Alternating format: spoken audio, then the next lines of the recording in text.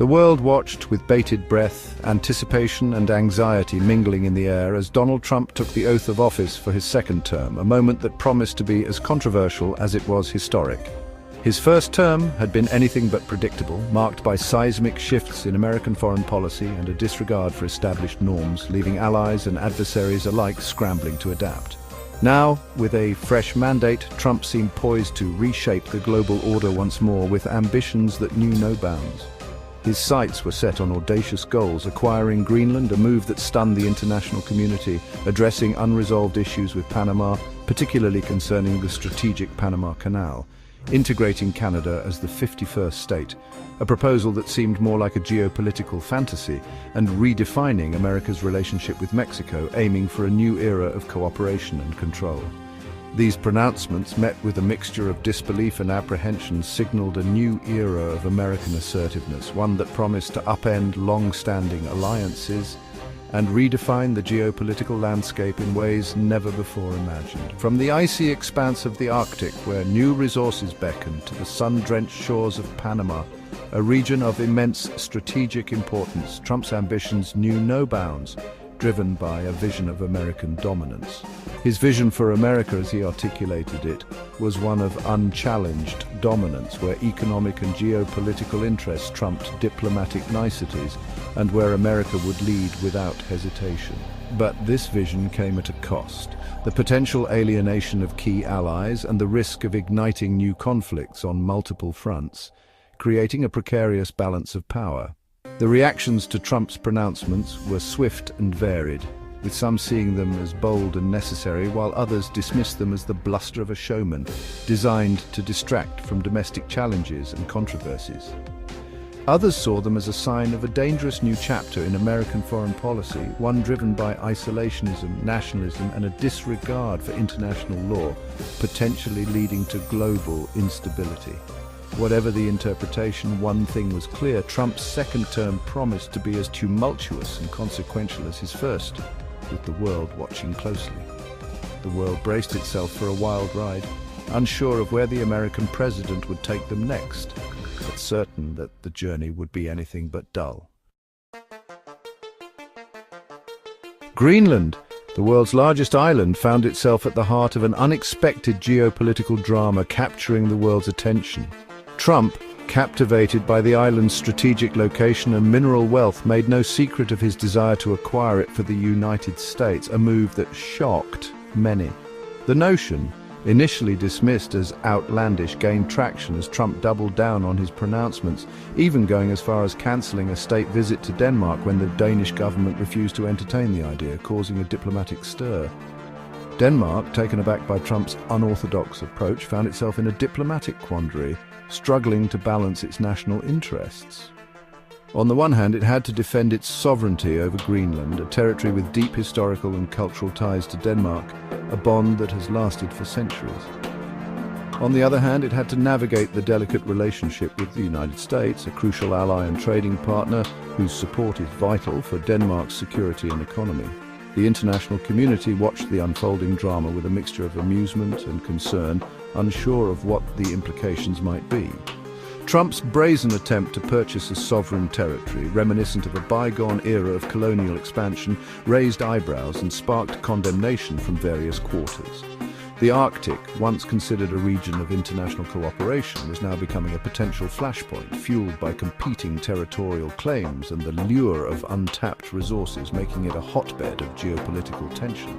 Trump's Greenland gambit, regardless of its ultimate outcome, had already left its mark on international relations and perceptions. It had exposed the transactional nature of his foreign policy, where everything, even sovereignty, was seemingly up for negotiation, challenging traditional diplomatic norms. It had also underscored the growing geopolitical significance of the Arctic, a region once considered peripheral but now thrust into the center stage of global power dynamics, with nations vying for influence and control. While Greenland dominated the headlines, another strategic location, Panama, found itself in Trump's crosshairs. The Panama Canal, a vital artery of global trade, had long been a source of American interest and intervention. Now, with Trump at the helm, there were whispers of a more assertive American posture towards the Central American nation. The details remained murky, shrouded in the Trump administration's characteristic blend of obfuscation and bravado. Some speculated that Trump, unhappy with Panama's perceived laxity in stemming the flow of drugs and migrants, was considering leveraging American economic and military might to extract concessions. Others pointed to Trump's business interests in Panama, suggesting that his pronouncements were driven by personal rather than national interests. Panama, for its part, maintained a cautious silence, wary of provoking the unpredictable American president. The country had learned from history that American interest in the region often came at a cost. The 1989 invasion, launched by President George H.W. Bush to oust Manuel Noriega, still loomed large in the collective memory of Panamanians. The situation in Panama remained fluid, a simmering pot of uncertainty. Trump's intentions were unclear, his pronouncements often contradictory, but one thing was certain: the Panama Canal, that vital waterway linking the Atlantic and Pacific Oceans, was once again becoming a focal point of American geopolitical calculations. Perhaps the most audacious and controversial of Trump's pronouncements was his proposal to integrate Canada as the 51st state. This bold idea, which seemed to come out of nowhere, caught many by surprise and sparked a flurry of reactions on both sides of the border. The idea, met with a mixture of amusement and alarm north of the border, seemed ripped from the pages of an alternate history novel. Canadians, known for their politeness and diplomacy, found themselves grappling with a proposal that was both absurd and provocative. Yet Trump, with his characteristic disregard for diplomatic conventions, floated the idea repeatedly, presenting it as a logical extension of the close economic and cultural ties between the two nations. He argued that such a union would benefit both countries, creating a powerhouse on the global stage. The historical context, however, painted a more complicated picture. The relationship between the United States and Canada has always been nuanced, marked by periods of cooperation and conflict. The United States had, in fact, made overtures towards annexing Canada in the past, most notably during the War of 1812. This conflict, which saw American forces attempting to invade Canadian territory, left a lasting impact on the collective memory of both nations. These attempts, met with fierce resistance from Canadians, ultimately floundered. The resilience and determination of the Canadian people were evident even then, as they fought to maintain their sovereignty. The current situation was different, of course. There was no talk of military conquest, and the dynamics between the two countries had evolved significantly over the centuries. There was no talk of military conquest, and the idea of a peaceful integration, however improbable, held a certain appeal for some. The notion of a seamless union, free from the constraints of borders, was an intriguing concept for a few visionaries. The prospect of unfettered access to the Canadian market, coupled with the strategic importance of Canada's Arctic territories, was undoubtedly enticing to some in the Trump administration. The economic and geopolitical advantages were clear. Canada's response, however, was unequivocal. The idea of losing their national identity and autonomy was unacceptable to the vast majority of Canadians.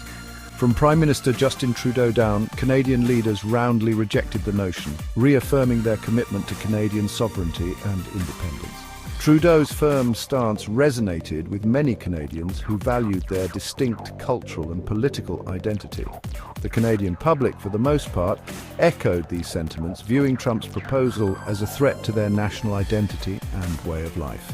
The idea of becoming part of the United States was seen as an erosion of their unique heritage. The idea of Canada becoming the 51st state, while far-fetched, highlighted the power imbalances that continued to shape the relationship between the two neighbours. It brought to the forefront the ongoing negotiations and compromises that defined their interactions. It also underscored the enduring allure of American expansionism, a force that had shaped the North American continent for centuries. The dream of a vast, unified territory remained a powerful narrative in American history. In this segment, we delve into the complexities surrounding the proposed border wall. Is it merely a physical barrier, or does it symbolize something deeper?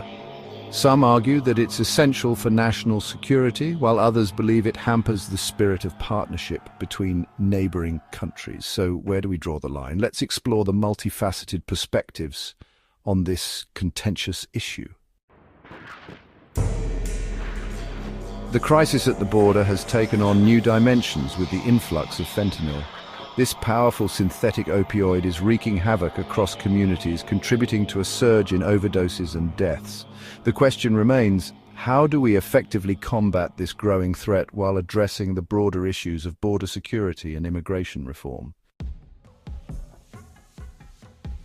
Former President Trump has been vocal about his stance against the BRICS alliance and China. He argues that these entities pose significant threats to American economic interests and national security. With a booming rhetoric, Trump calls for stronger measures to counteract their influence. But will his strategies resonate with the American public and global leaders alike?